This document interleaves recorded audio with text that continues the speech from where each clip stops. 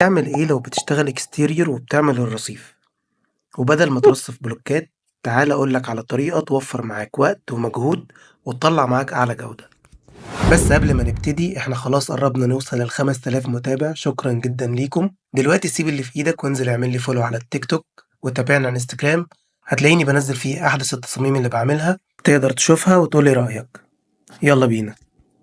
زي ما انت شايف دلوقتي عندي رصيف ومحتاج ان انا اعمل الكيرب ستون اللي بيغطي الجزء الخارجي للرصيف. اول حاجة بعملها هي اني برسم او باخد السبلاين من الكاد، ده هيكون السبلاين.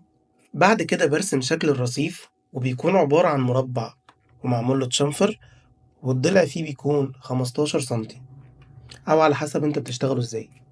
بعد كده بروح على السبلاين بتاعي واحط له موديفاير سويب، ومن السكشن تايب هختار يوز كاستم سيكشن وهعمل له بيك واختار البروفايل اللي احنا عملناه.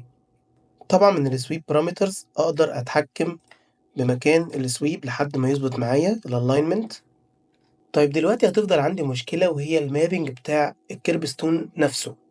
بكل بساطة هخش على السويب واحط عليه موديفاير يو في دبليو اكس فورم، بس لازم اكون واخد بالي من حاجة مهمة جدا، وهي اني لازم افعل الجنريت مابنج كوردينيتس. بعد كده هروح على اليو في اكس فورم تاني وابدا اعدل في اليو تايل والفي تايل. زي ما انت شايف كده اقدر احدد واتحكم في الخامة بتاعتي بكل بساطة. طبعا لو انت عدلت الخامة وخليتها مظبوطة تقدر تطلع بالظبط نفس النتيجة اللي هتحققها لما تحط موديل او تجيب موديل من على النت، ودي هتسهل عليك حاجات كتير، وهي انك توفر في السين لو انت بتشتغل في مساحات كبيرة ومحتاج ان انت توفر بوليجونز او عدد فيرتيسيز كتير.